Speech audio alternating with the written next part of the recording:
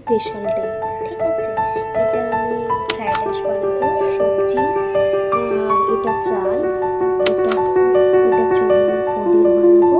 chilli পনিরে একটু লঙ্কা করে দিয়েছি,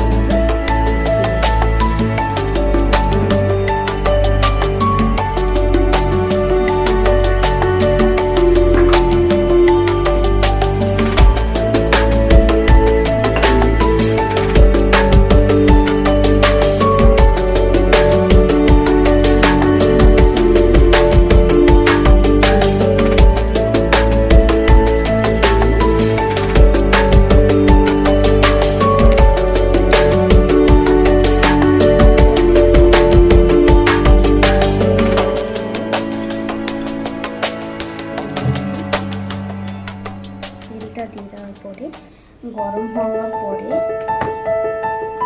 গরম হয়ে গেল, একে একে এখানে পনির মাখিয়ে রেখেছিলাম